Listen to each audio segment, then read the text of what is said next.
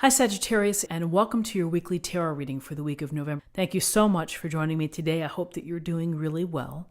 This reading is for any sun, moon, or rising Sagittarius sign.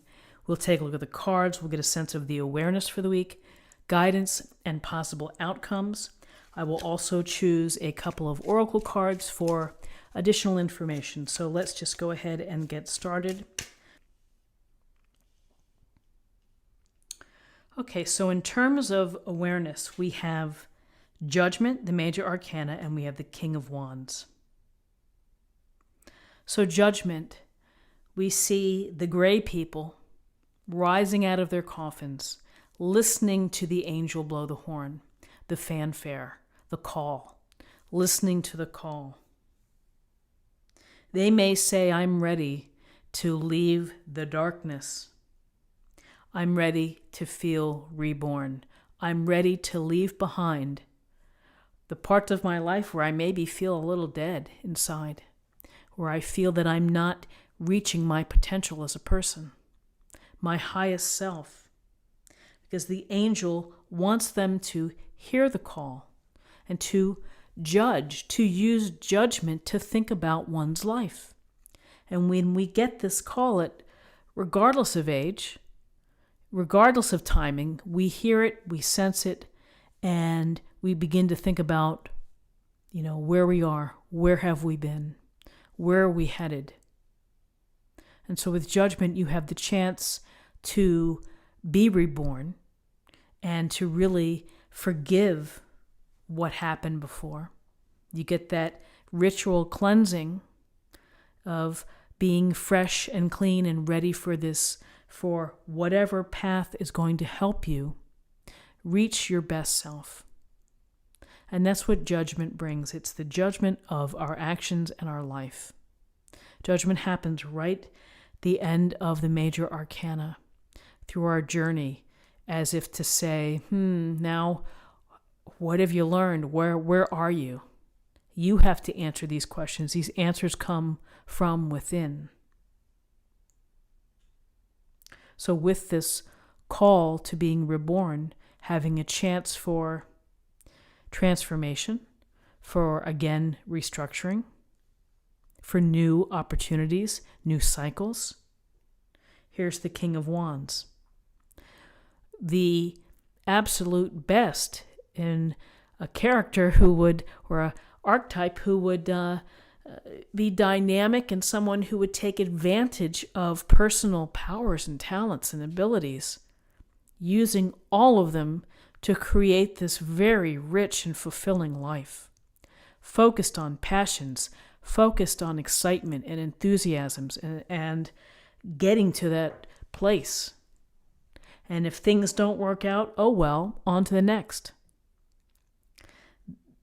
Charisma, capable, for the most part fair. So this King of Wands could be coming in to say, act, take action, use your power, use your talents and your abilities, and network, make things happen, take the first steps. You can create a successful life by understanding yourself, understanding what you do well, and matching them together into, what you're passionate about.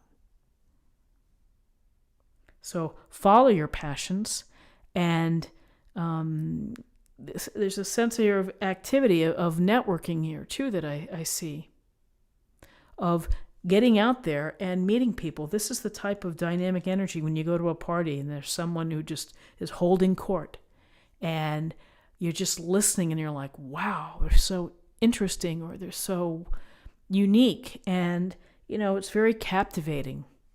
And there's no reason why you can't be captivating in your own life. And for you to make the magic by virtue of your talents, your abilities, and your passions of what you really want to do.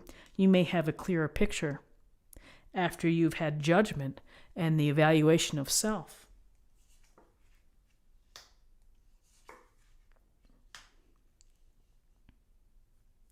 So in terms of guidance, we have the youthful energy of the Page of Pentacles, and we have the Hanged Man, major arcana.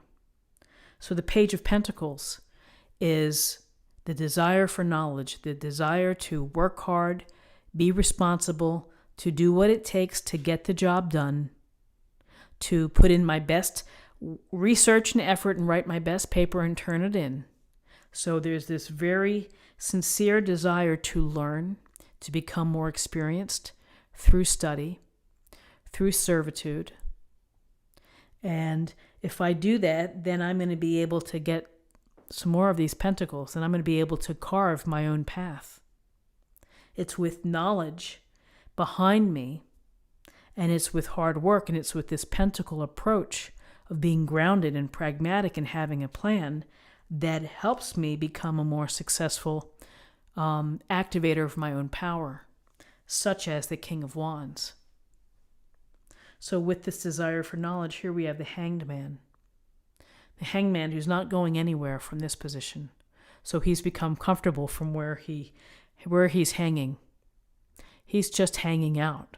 And it could be a pause. It could be a temporary, time out. You may be holding off on making a decision this week. You may be looking at things differently because you have to. When you're upside down, you see things differently. It may provide you with some inspiration. It may point you in a different direction. It may help you process some things that you're working on, is to approach it from a different way.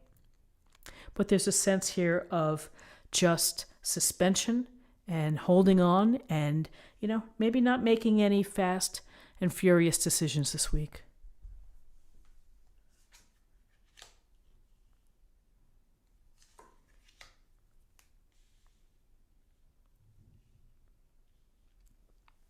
So in terms of possible outcomes, we have the Six of Cups and we have the High Priestess, Major Arcana.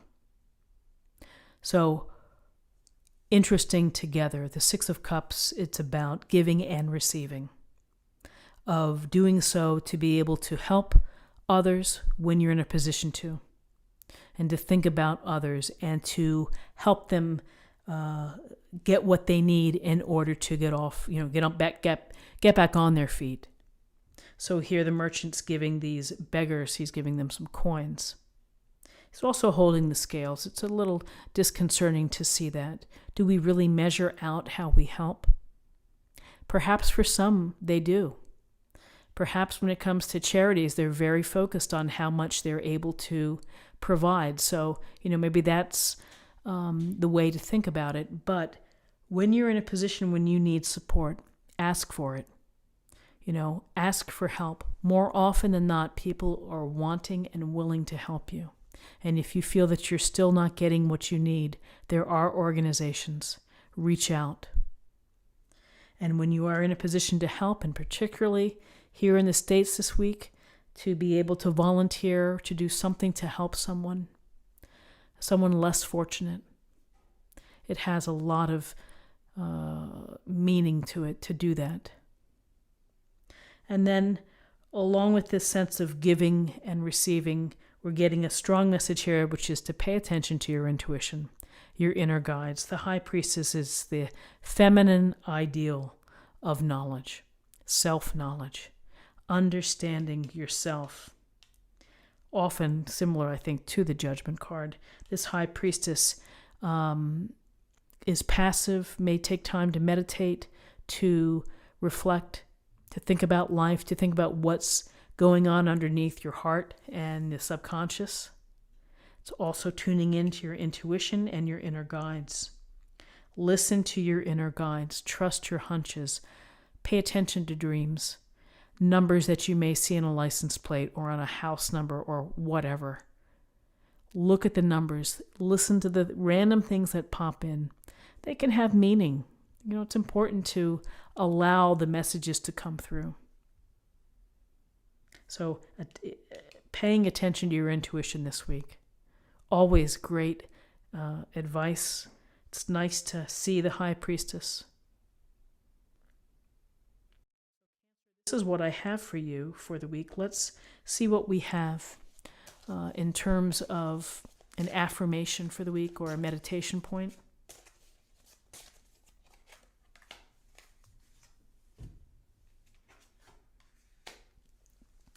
health and healing.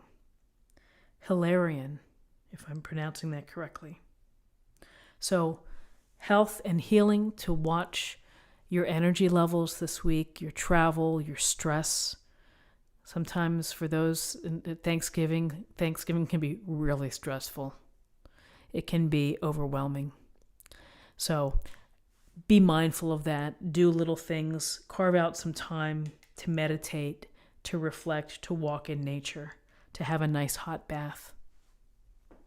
And finally, let's choose a card for love.